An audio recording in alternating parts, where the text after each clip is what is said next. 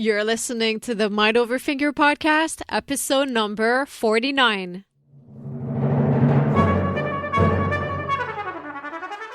Welcome to the Mind Over Finger podcast, discussions on mindful music making, efficient practice, and building a purposeful career. And now, your host, Dr. Renee Paul Gauthier.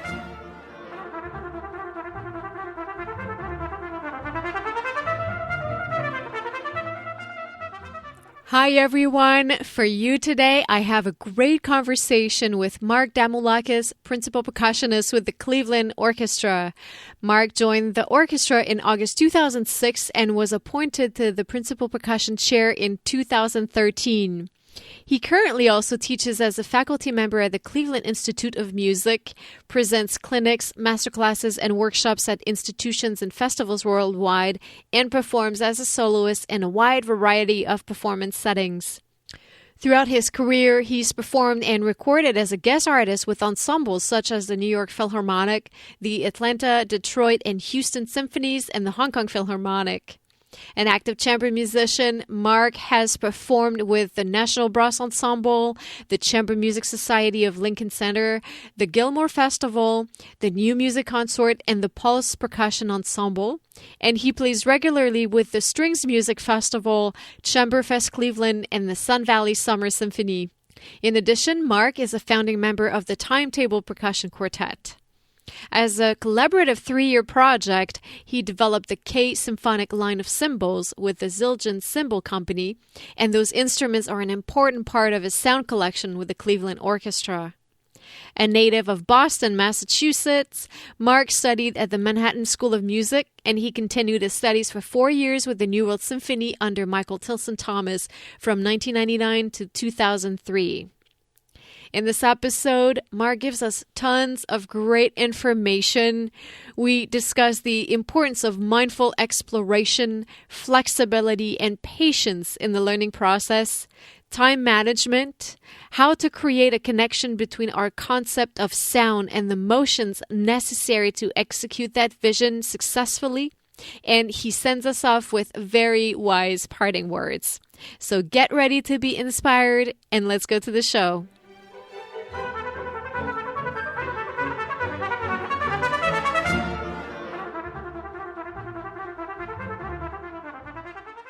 Marc Damoulakis, thank you so much for taking the time to chat with me today. Thanks so much for having me. Marc, you're principal percussionist with the Cleveland Orchestra. You also perform as a soloist and chamber musician in various settings. You're a faculty member at the Cleveland Institute of Music, and you present clinics and masterclasses and workshops at institutions and festivals worldwide. So it's a pretty full plate, but can you please share with us that journey to get there, how that looked like from your perspective? From my perspective, I was a student for a very long time, even though looking back on it, it was not that long. I only have an undergraduate degree. So I suppose I only spent 4 years in school and then joined the New World Symphony after that and spent 4 years there as well. So that considered that, especially because of the time that it came in my life, was very, very formative and very educational. I think it is for everybody, but especially when you're as young as I was when you join. Mm-hmm. And I'm really curious, how did you get started percussion? It's always an interesting story. Right. Both my parents were music educators, were music teachers, and my mother was a pianist and my father played the tuba. And young in my childhood, I think when I was about 4, my father switched careers into computers, but music was always a big part of our household. He kept a brass quintet all through my life. And my mother was always teaching piano and directing choruses and singing at holidays and things like that. So music was always a big part of the house. And then I just chose percussion in 5th grade when you choose an instrument in public school band. I think at the time, part of it was probably I didn't want to do what my parents did, some aspect of rebellion, for better or for worse. Mm-hmm. And then I think I was drawn to drumming and rhythm, and I know jazz was always on the radio in my house growing up, and I always had an affinity for that.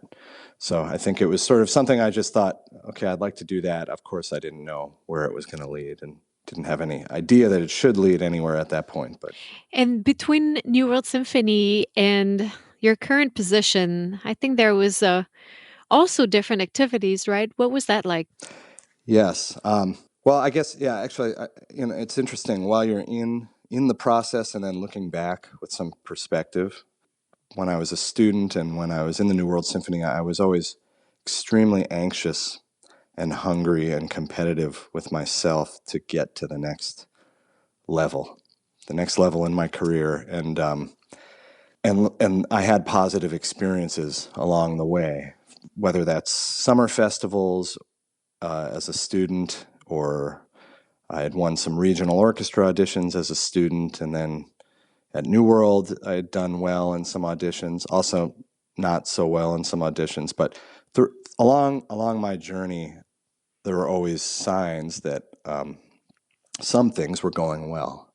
So, yeah, after the New World Symphony, I moved back to New York, where I went to school, and I auditioned for the Harrisburg Symphony for a percussion position, and I had also previously won a position as the timpanist of the Long Island Philharmonic. So there were small orchestras, but it was something, and I got an opportunity to play extra with the New York Philharmonic. They were short one person in the section at that time, and I had just done well at some big auditions, come very close to winning a couple of big auditions, and they gave me a chance to play extra. And that went well, and so for about 3 years, I got to play with the New York Philharmonic quite a bit, at least 25 weeks a year, tours. I also did some Broadway in New York and continued playing in smaller orchestras. And I like what you mentioned too about your competitive spirit, because I think that sometimes being competitive gets a bad rap, but actually I think there's really a lot of great things in having a little bit of a competitive edge, especially because you mentioned that it was with yourself. Because I know that for me, I have a little bit of that, and I think that's that fire that will keep you in the practice room, a few extra minutes, or have you get up earlier the next morning to get some practicing done before rehearsal. I think that a little bit of a healthy competitive edge is ultimately pretty good when handled well for our playing. Yeah, I agree. I think everybody probably has or needs to come to it their own way or for their own reasons, but there are going to be times where you need drive. Mm-hmm. I mean, you have to have a way to continue to drive, and I guess, yeah, competitive, like you said, it gets a negative connotation sometimes, but it's not to me either. I think it's something that you need to find within yourself.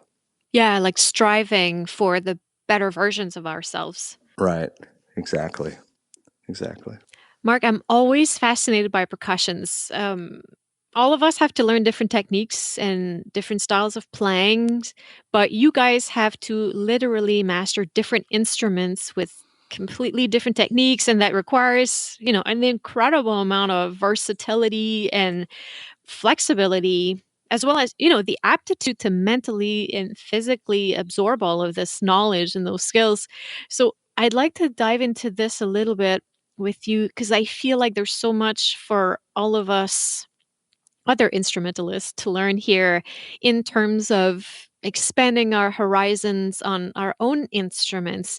And because I don't know much about learning how to play a percussion instrument, I'd like to know what it's like at the beginning when you first start playing percussion, and what the path looks like as you go on to learn to master all of those different instruments. Can you talk to us a little bit about that, please? Sure.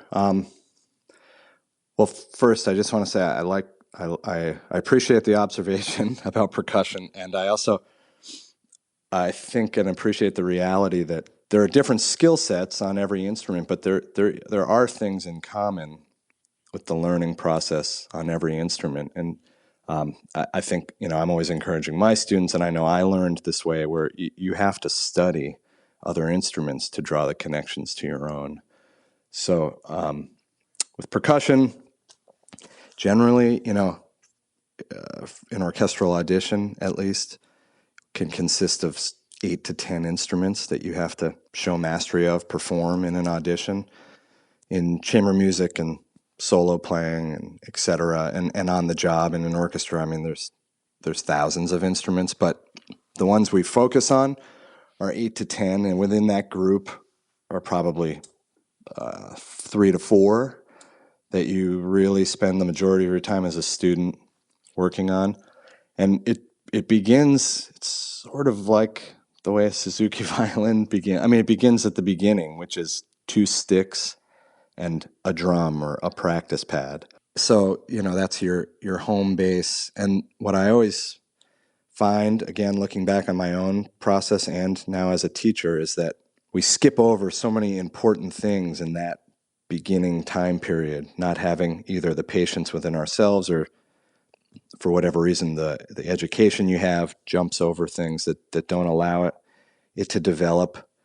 For instance, don't allow, walking to develop fully so you can learn how to run. But for me, for percussionists, for most percussionists, traditionally it was a drum. And you developed through rudimental drumming and maybe drum set, a sort of a facility in your hands and a sense of feel and style that then you could take to other instruments and cross-pollinate. So some things would stay constant about your technique and other things wouldn't. Obviously, there are different surfaces going from a drum. Even different drums have different tensions, just like different strings. On timpani, if you play timpani, it's like playing all open strings all the time. Mm-hmm. And if you play a snare drum, it's probably like the tightest top part of your highest string. So, and then you go to a marimba or a xylophone, and So what I try to teach now is that to start even at the beginning on a drum is that we play a ringing instrument, even something as short as a snare drum. So even from the beginning, as you're developing, you're trying to sort of hear your playing as it's notated on the page, the same way it would naturally sound if you could sustain, like on a string instrument, mm-hmm. for instance. If that makes sense.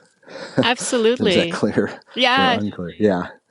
And you mentioned very important things such as patience, and that's definitely a thing that all instruments have in common. I think when you lack this patience to learn once again, to use your own term, all the rudiments really well, I wonder, what would you say is maybe one of the most important, or maybe some of the most important mindsets when you have to acquire such a big quantity of varied skills? So you mentioned patience already, but I can only imagine that it probably require, not that I want to feed you the answer or anything, but it must be a certain amount of curiosity and just, you talked about cross-pollination. You must be able to expand all of these principles to other instruments. Right. I mean, some of it becomes out of necessity, sort of on the job, or, I mean, I knew what I knew, which wasn't much, and then I joined a youth orchestra when I was in 8th grade.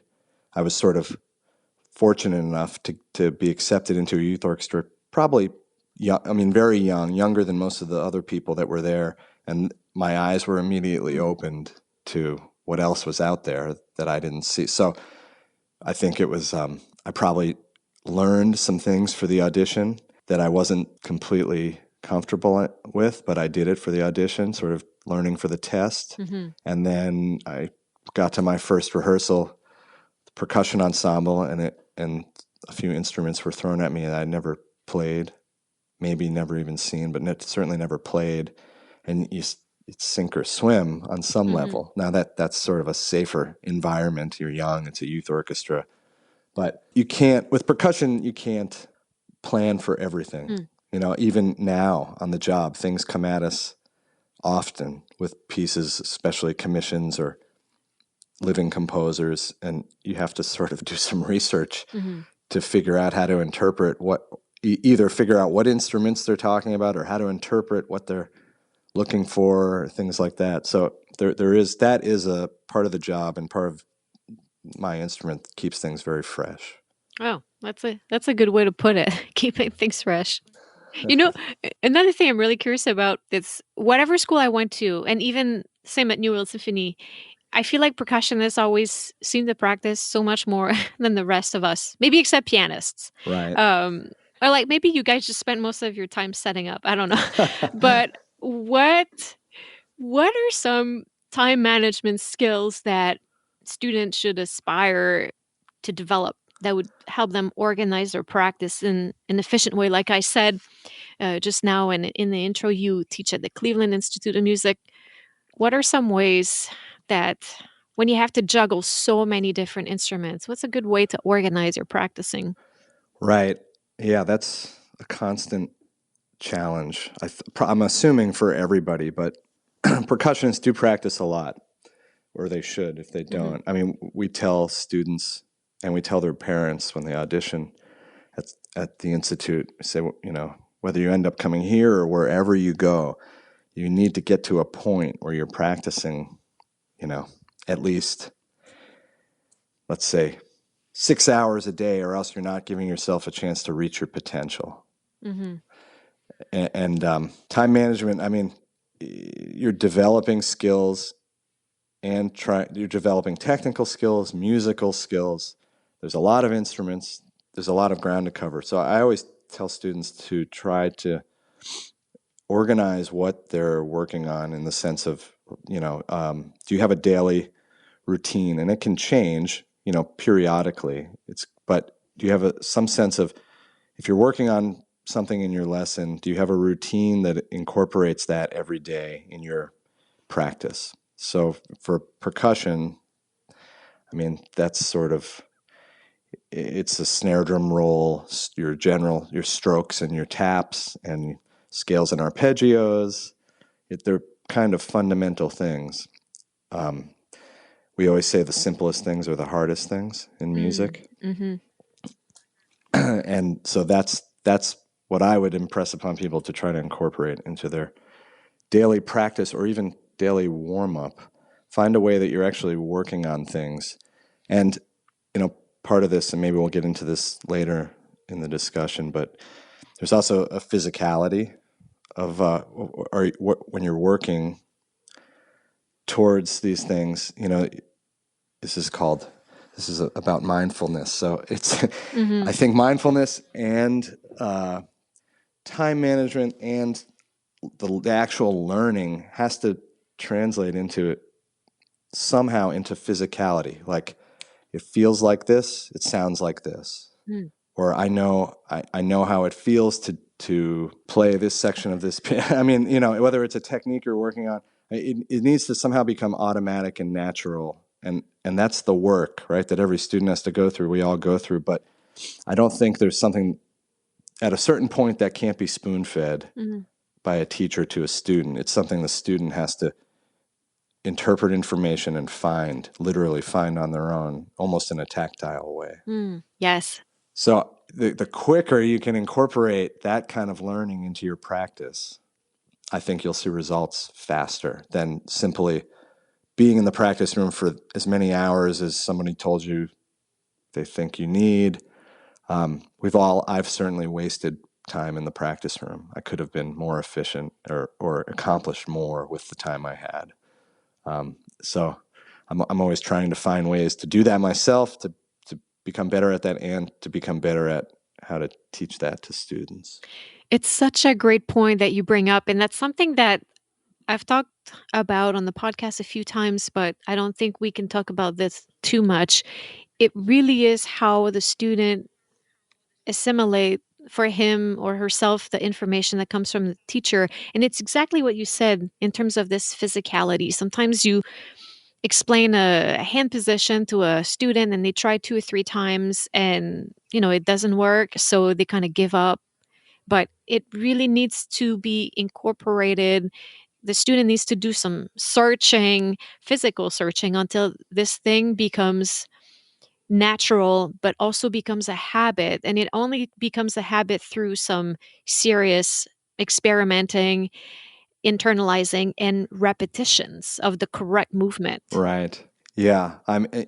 Just quickly, when I was in school, I went to school in New York at the Manhattan School of Music, and it was the principal percussionist of the New York Philharmonic and the principal timpanist of the Met, among others, were my teachers there, but they were sort of hybrid schooled players. Percussionism is a newer instrument, and the pedagogy is newer than violin or piano, for instance. So the way they taught, it was this, I guess, more holistic, physically, an approach that could apply to all the instruments.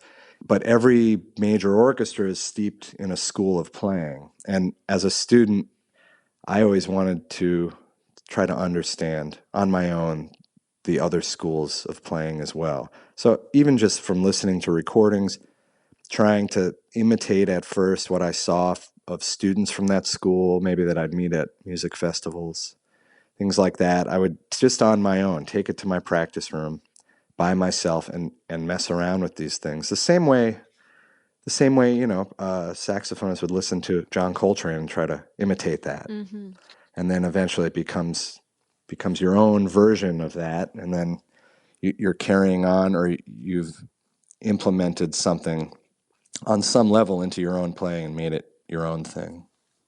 I love what you mentioned about this holistic approach from your teachers. Can you expand on that a little bit? I'm very curious. Sure. Yeah, it was a physical approach to playing that tried to incorporate more, first of all, relaxation. But even that, I found in teaching, the word relaxation sometimes makes students be so loose that they're not functioning as well as they could be, or have enough sort of support. But relaxation, meaning, playing void of unnecessary tension. Mm-hmm. So it was always impressed upon me to be thinking about that.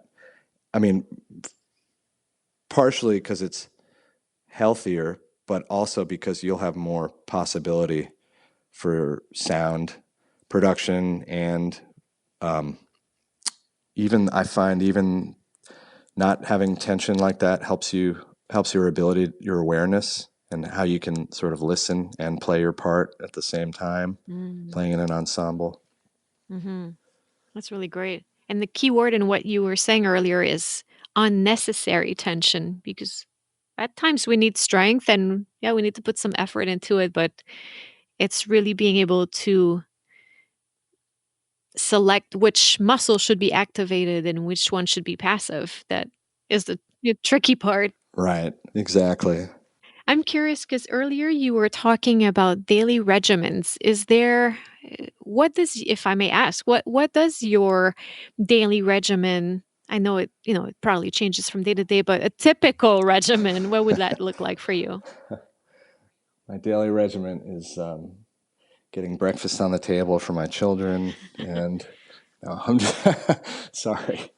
My daily regimen, yes, has changed through the years. As a student, and if depending on what I'm getting ready for now, but it's in some ways it's changed, in some ways it's very similar, where it encompasses fundamental things. Mm-hmm. So and I can only speak to percussion. It encompasses snare drum roll, loud and soft, and then transitions from loud to soft, from soft to loud. And then strokes and taps, again, loud and soft, and then from soft to loud and loud to soft. Scales and arpeggios on a mallet instruments, marimba or xylophone mostly. It would be some sort of routine, sometimes, from method books, pages of method books that I've used through the years that I like. If there are any percussionists that end up listening to this, they should definitely have a daily routine that, to me, that can be an hour and a half, and that that's before you even start really practicing music you're learning or music you have to play or solos you want to play, stuff like that. It sort of is a way to work on and assess at the same time where these things are, these fundamental aspects of your playing. So if you realize that something's not going great in that routine, then after you've done it, you're warmed up, you've identified it, and then you could actually spend some time working on it. And that's really mindful practice because you're assessing, actively listening. Right. And what about, learning a lot of repertoire and handling a lot of repertoire for the orchestra? How do you manage that? And sorry for this being a double question, but what are some ways that you speed up the process of learning complex repertoire? Right. Okay. So in a percussion audition, which is not in the orchestra, but for a big orchestra, I mean, you have multiple solos and 60 to 80 excerpts. Some of those are very short. Some of them are a little longer. I mean, it's different. I mean, you might have an entire Brahms symphony, Beethoven symphony. We obviously don't have that, but so sort of handling a lot is something, I guess it's sort of built into, because of the number of instruments, you're always working on a lot of things. But in the orchestra, probably like most of my colleagues, I mean, I have a stack of music. Some of it's next week, some of it's 2 months away. It depends. I look at the whole season, and I know either I know the pieces or I don't. And if I don't, I try to get a sense of what's coming.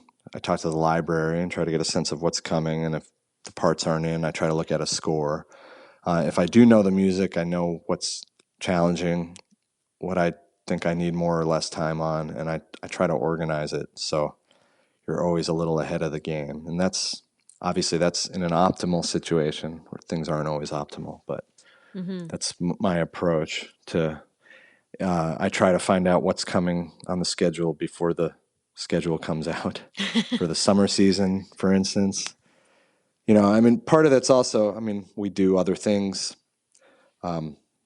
festivals or chamber music or teaching. So we have tours. If I'm on tour for 3 weeks, I can't really do much practicing. Yeah. Except for on a practice pad in my hotel room. So that's, again, more just moving my hands. As far as learning music, I try to stay ahead of it, basically. It's all of the work that happens behind the scene that is the most time-consuming. Right. It really is. It is before the first rehearsal. And what about focus in the practice room? I would only imagine, with these many instruments, lots of repertoire, that must require just a big amount of focus. Plus, having to learn so much stuff very quickly, like you mentioned, you have children. I'm in the same boat, so I share your pain. And I'm only guessing that you are capable of very good focus. What would you say helps you maintain that focus in the practice room? I guess having the connection to the timeline is helpful. So I suppose if I know something isn't for 3 months, I'm less focused on it. I'm sort of observing it and exploring it. And if something is coming up right around the corner, you sort of go into this extreme focused mode where you can quickly identify, prioritize the music and what you need to work on, what's going to be hard to learn, what's going to be hard to execute or not in the moment, and prioritize your time around that. The observation phase, I have a colleague, a friend of mine, always teaches that way, talks about the observation phase in learning. And that's when you actually just look at your music away from your instrument. And they recommend doing that first before even trying to play the notes. And it's an interesting thing to try. And I think the more you do it, the more you do get a sense of how to prioritize and assess what's in front of you, musically and technically. Yeah, I have a similar step in the model I use with my students that I call mapping. And it's kind of similar to looking at the map of a city you haven't visited yet, but you're, heading there and you kind of want to know a little bit what it looks like and where things are. So you're getting situated. And I know that for me, it's looking at patterns and changes and patterns, tempi, dynamics. What's the hard part? All of these little things that really, I feel like once I put the fingers to the instrument, having all of these things kind of mapped out in my head really quickens how I learn it. Right. And there is a reality to, I mean, I think some people learn quicker than others. You know, uh, the actual, their ability to, whether it's read the music or perform the music that they know, is some people are quicker than others. So you sort of have to know yourself and be honest about what you need. Mm-hmm. Absolutely. You know, with students, you really should be able to try to accomplish more than you think you can, especially as a student. And all that work you do will be sort of banked work. I mean, we're at the stage, there was a stage in my life where I was practicing insane hours. I mean, that was my life. That was all there was a time where that was what life was, right? Yeah, everybody sort of has a period of time like that, I think. It's obviously not like that now. I mean, I still practice a lot, but it fits into a life with a lot more responsibilities in a lot of different areas. But all that work was not for nothing. Absolutely. It goes back to this physicality that you were talking about. And that thing you mentioned with the students too is when you're a student, you often have that luxury of time. You don't have the next gig the next week. You have a whole semester to learn a piece for your recital. And then to use the expression that I was talking with Billy Hunter, whom you know, and he was talking about intention and the power of intention. And that's an episode that came out a few weeks ago. And it's so true. Once you set foot in the practice room and you have 10 minutes and you set this intention of learn a passage in 10 minutes because you have to go feed breakfast to your kids. Right. Somehow you start solving problems at a faster rate. And then sure enough, within 10 minutes, probably you will have found the solution or at least be well on your way to getting to a great execution of this passage or this page. But sometimes as students, we're not as much in the rush and we just kind of play things over and over until we cross our fingers it's going to start to come together. As with professionals, sometimes we just need to find the solutions quickly. Right. Yeah, students should really find a way to have checks in their practice. You know, a check, something that exposes what they've been working on, whether it's been solved or it's still a problem. You know, so because we all know you can practice something in the practice room and do it sometimes in the practice room, and then it's not there for you in your lesson, for your teacher, or in the performance or something like that. So it's good to sort of combat that with a lot of I call them checks, whether it's a check measure or a check exercise, or even performing, a mock performance before your lesson to see if it's there for you. Yeah, that's a really good strategy. Marc, I know you're really busy. And how about a round of rapid fire questions before I let you go? Sure. How about your favorite tool in the practice room and why? Okay, I have two favorite tools. One is a metronome and one is a secondary surface. So if you're practicing on a drum head, instead of a drum head, you'll go to a table or a pillow or something. So that'll, first of all, it deepens the development of touch and it deepens the connection. Everything we play as percussionists with an implement, like a stick or a mallet. So you're always looking to find a way to connect that to you. So, if you can do something on a tight surface, can you do it on a loose surface? And what's the adjustment you have to make in your hands to do that? And then a metronome, I a metronome is not something I think too many people play at metronomes, or it's sort of just on in the background. I think you have to find a way to use the metronome more complexly than that, so you can constantly develop your internal sense of time in a way that it's there for you, but you're not chained to it. You're almost freed by your stronger sense of time. So I like to use the metronome. If I have subdivisions, it'll be in a more polyrhythmic way. If I'm playing something in a big 2, I might put a 3 on top of it, or subdivide a triplet when I'm playing 16th notes, things like that. Mm-hmm.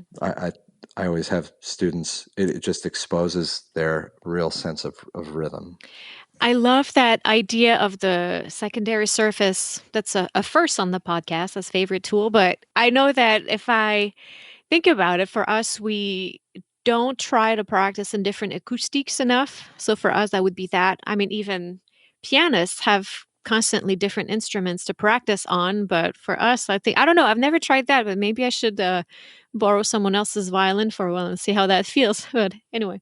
Right. I mean, even the left hand, even off of a finger, is there some like a table type surface that could act as a fingerboard to feel what each finger is actually doing? Absolutely. And then you come back to your violin and see what that feels like. Yes. And I love what you just said about the metronome too, because I'm actually launching a metronome guide as an entryway to mindful practice. People always ask me, what's a good way to approach mindful practice when you don't know where to start?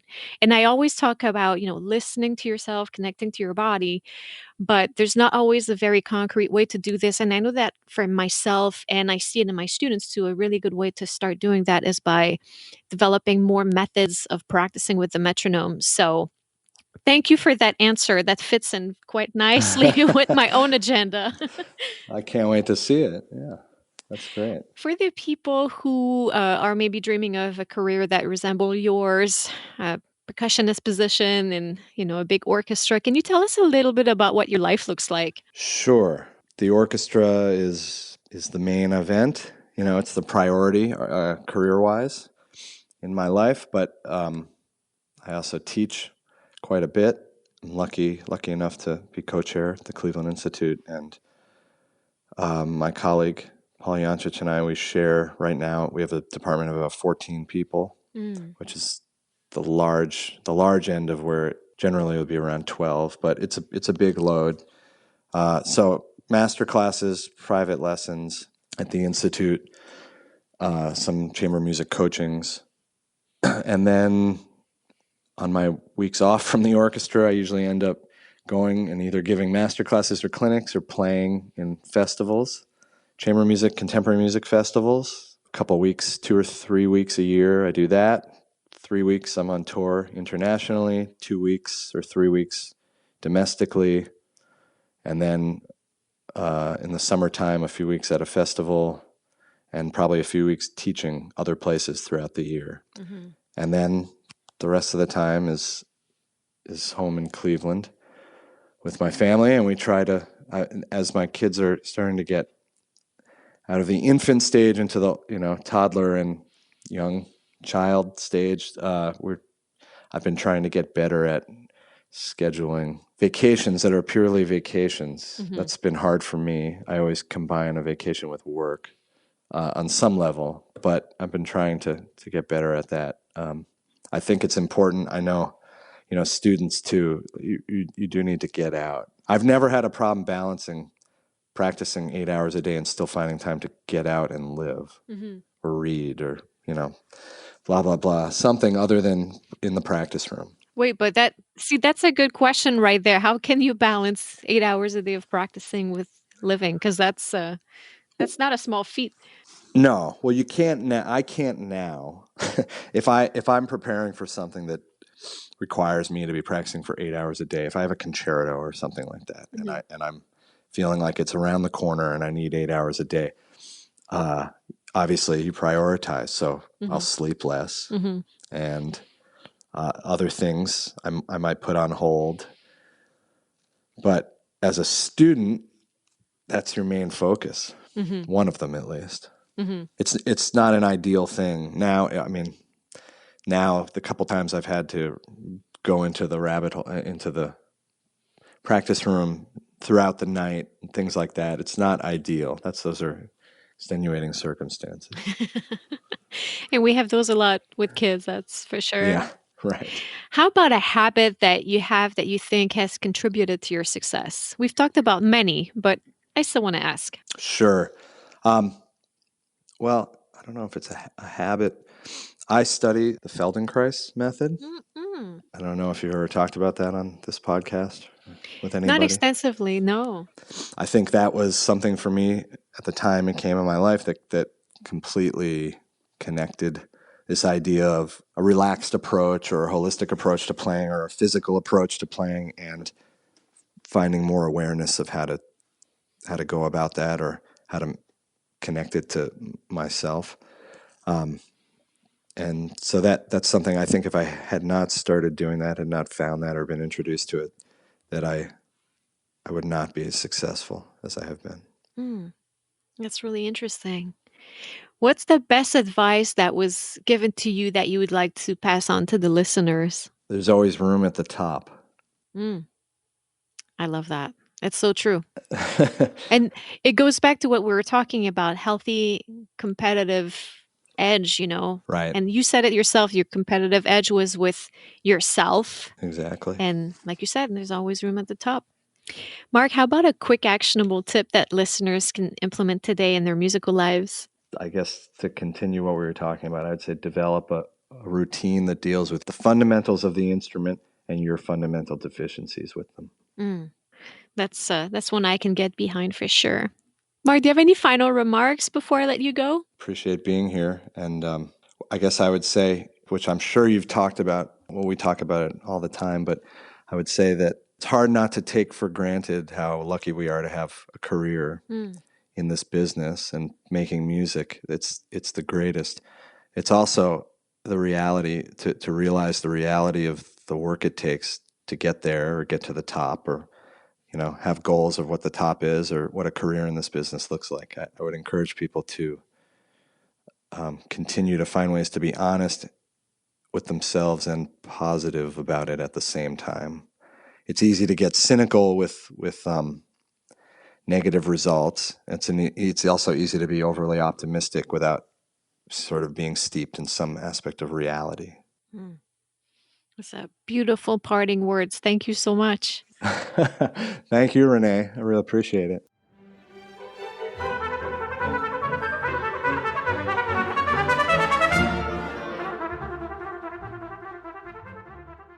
Thank you guys so much for listening. I hope you enjoyed this chat with Marc Damoulakis.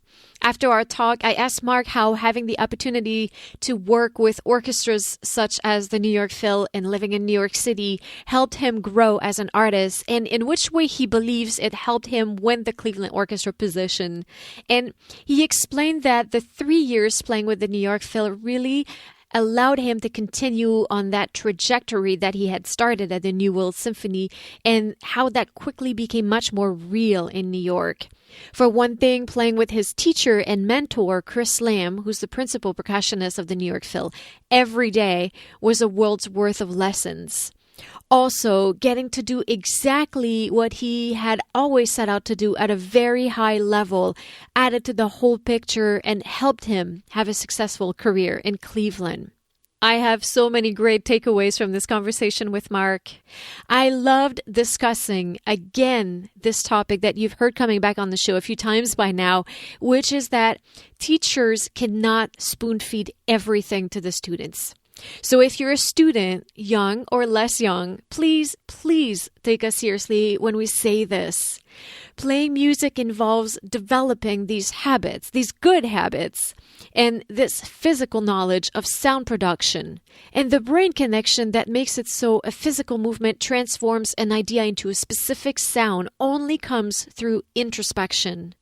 What really speeds up progress on any instrument is the level of presence, the importance of being fully present to the experience, and translate what the teacher tells us into our own personal language. The teacher gives us some direction, but we have to walk the walk and explore the terrain. So my teacher said to play with round or straight fingers. What does it look like? What does that feel like or sound like? What if I try a tiny bit round, a whole lot more round, or straighter, or at a different angle? How does that affect my arm position? And so on and so forth. And we do that until we get to this point that Marc mentions. Oh, okay. When it feels like this, it sounds like this. And we see what that looked like for Marc when he talks about how he took it upon himself to figure things out, this responsibility that he felt. So take it to heart to really take responsibility for your own learning. And actually, if you're looking for some help with that, well, as I mentioned in the discussion with Marc, I've created a guide to working with the metronome that is the perfect entry point to help you bring more mindfulness into your practice. So visit mindoverfinger.com and sign up for my mailing list to get your free metronome guide and start the exploration today. Before I let you go, I also want to let you know that I'm preparing a big surprise for you for episode number 50. So make sure to tune in next week because I'm speaking with the wonderful Barry Green, bass player and author of The Inner Game of Music, and we have an incredibly inspiring conversation for you. So until next time, happy practicing. Thank you and à bientôt.